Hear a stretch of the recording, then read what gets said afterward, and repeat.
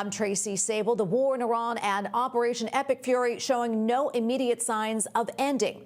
As a result, oil prices remain high. The administration is now floating several options to contain costs and say several countries have agreed to form a naval coalition to escort commercial vessels through the Strait of Hormuz.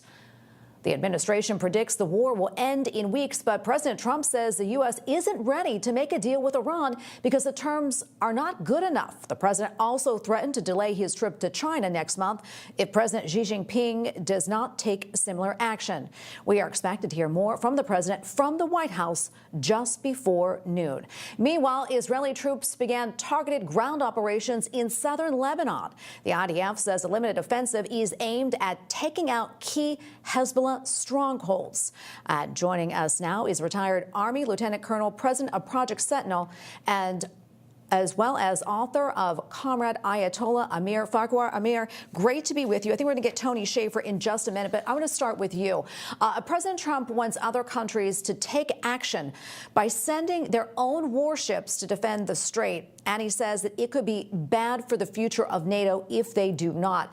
So far, reports claim that Japan and Australia have said no to sending ships. The UK is discussing options, and China wants the hostilities to end immediately. So, Amir, what do you see happening here? Thank you for having me, Tracy. It's the situation is for last 47 years. The Islamic regime of Iran used exactly that tactic. They were always threatening about the state of Hormuz. They are going to close it down. And then everybody in the United States and in the world, they were worried about that part. But now President Trump finally just found the solution for that part, and to bring the coalition of American allies to that place. And China cannot come and help because it's China's economy. It depends on exactly Strait of Hormuz, and it should be safe for them too. But and you know what? This is the problem. Should have been taken care of 47 years ago, but it was not. And finally, the 47th president decided to take care of the situation. If a regime has right now hundreds of thousands of missiles, ballistic missiles, cruise missiles, and it's coming from China, it's coming from Russia. They have been stored all these missiles for years. It was not going to get better. Iran is a rich country, but the people are not rich. The people are poor because the regime used all the petrodollars to go and buy just these missiles and store them for the day they can just come after Europe, come after Israel, come after United States. They are working on it. And at some point, somebody should just put the stop sign in front of them. And it was the brave President Trump and Benjamin Netanyahu. We should say thank you to both of them. Yeah, we're going to bring in now retired Army Lieutenant Colonel, President of Project Sentinel, and Trump campaign National Security Advisor, Tony Shaffer. Morning. Tony, great to see you. Good morning. From Air Force One on Sunday, President Trump was speaking, and he indicated that Iran is pushing hard for talks. But in his view, he says they're not quite ready to follow through on what is required. Let's listen. They want to negotiate. They want to negotiate badly. I don't think they're ready. Just on what I'm hearing, they want to negotiate badly, as they should. But I don't think they're ready to do what they have to do. But I think they will be. But it's over. They want to negotiate. All right, a little hard to hear the president there, but basically saying that they're not ready to negotiate. Tony, Right. Your thoughts on that? And even if they did come to the negotiating table, I mean, should we believe the regime? No, the conditions have to be right for us, not them. The conditions have to be that they're going to be willing to accept two things primarily. First, they will abandon any attempt to maintain a path towards a nuclear program or using their proxies in the region to conduct operations of terror. The second thing is, we don't necessarily say that regime change is an official policy point. It's kind of what we want. And that regime change must mean that the people of Iran are given a voice in their own governance. And I think at this point, based on my sources, we are encouraging and trying to actually assist the rebel elements in country moving towards that objective. So that takes time. So President Trump is correct in holding back. The other thing that we're doing, which is not a secret, we're looking at taking control of Karg Island. The Iranian regime cannot maintain any level of consistent control if they cannot produce any economic benefit to the people or income to the country.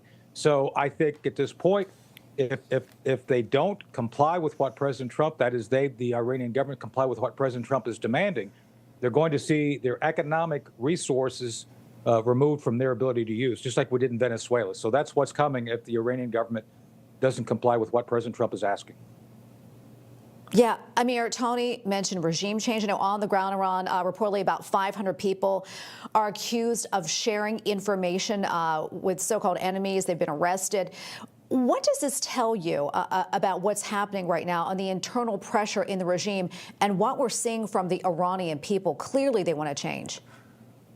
Tracy, those 500 people, regime says they are they arrested for sharing information. They are internal bleeding of the regime itself, because the people, they don't have any information to share it. And we are talking about the country that 99% of the country right now, they are against the regime. I have seen some reports that 10 to 15% of the people, they are with the regime. That's wrong. It's just probably 1 or 2%. And when an entire country, they are against this regime, they are ready. We are not like other Arab countries in Middle East. The Iranian nation, we love America. We are the most pro-American nation probably on earth. And we are ready for that. General Tony Schaefer mentioned about the going and grabbing Harp. We are okay with that. We, the Iranians, we are okay with that. Exactly. We hope it will be the biggest base.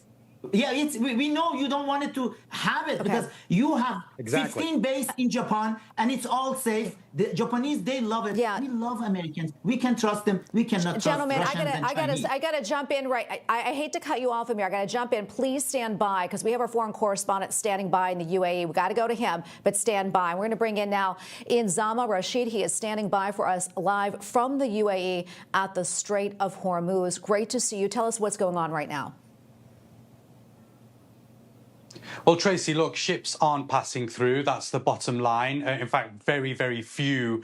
And they are only Iranian ships heading out to China and a couple to India. There's less than 10% of what the normal rate would be. Usually you see around 200, about 20 million barrels of oil passing through these waters, around 200 oil tankers every day passing through these waters. That's a huge number in comparison to what we're seeing now. As I mentioned, we are only seeing those Iranian tankers passing through, heading to the likes of China, heading to India as well. And as a result, we are now seeing around 1,000 vessels backed up in these waters behind me. And they're not going through because of the fear that they could be targeted by the Iranian regime, who's got control of these waters now. We've already seen them strike a number of vessels with drones and ballistic missiles. Today, the Iranian Foreign Ministry spokesperson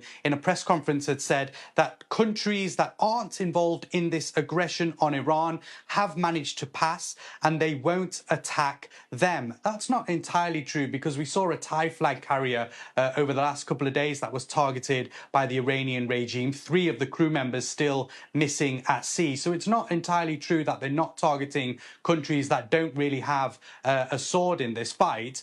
What else are we seeing here? Well, we're seeing a huge target of the energy facility, Fakhravar port, which is just down the road from me, also hit. That's the really great point, which means that the Strait of Hormuz, when it is blocked, is being used to get oil out to the rest of the world. But look, this is a very perilous and dangerous stretch of water now. We're seeing the military aggression happen across the Gulf. We're seeing it here, but it's also here, Tracy, where the world is really feeling the economic effects of this war. Yeah, no doubt. And someone great to be with you. Thank you so much. Stay safe. We're going to go back to our panel right now. Gentlemen, good to have you back. Tony, just your thoughts really quickly on what we heard from Inzama at the Strait of Hormuz, what he's saying. So I'm looking at the maritime tracker. You can see it. The ships are there kind of holding on from 130 plus ships a day to maybe 5 or 6. The issue at this point is the fact that the Iranians are masters, the IRGC are masters at asymmetric warfare. They threatened mine laying. They didn't do it. They do have drone technology, both boat and missile, that is effective, and it has damaged at least a dozen ships. So, you know, when you're talking about hundreds, intimidating one or two, hitting one or two has a massive effect. So that's going to be a focus of the United States Navy and our allies in the region to fix. We have to fix this. And by the way, President Trump has said he's going to underwrite any insurance needs to get this thing going again. But mark my words here, this is not going to stand long. I think you're going to see this all open up. We, the United States, do not get any oil from the Strait of Hormuz at this point. But the idea here is we want to actually open it up for our allies in the Pacific because it's important. Yeah, we have about a minute left. Amir, I want to go back to you. This information about the State Department announcing a $10 million reward for more information on the new Supreme Leader and other key IRGC leaders. What more do you know about that? And is there any chance that we might see members of the IRGC, you know, step down maybe? No, Tracy, it's just delusional. If some people, they think it will be some defection from the IRGC. The terrorists' mindset is totally different from us, from the normal human beings. They are designed to kill, and they are designed to disrupt the world order. And it's the only thing we cannot. President Trump should not even think about going and talking with who he want to talk. Just he should think about kill them all.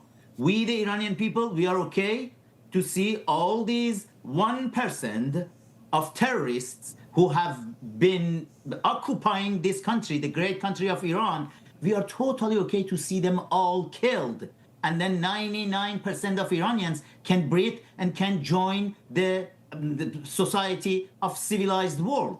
We are the birthplace of civilization. And look what happened to us because of these terrorists. Just kill them all. And we hope we can have as much as help as we can from United States and Israel to do that. The same Japan had post-World War II. All right, we got to leave it right there. Amir, Tony, great to be with you both. Always great insights. Thank you, gentlemen. Thanks, Tracy. Good seeing you.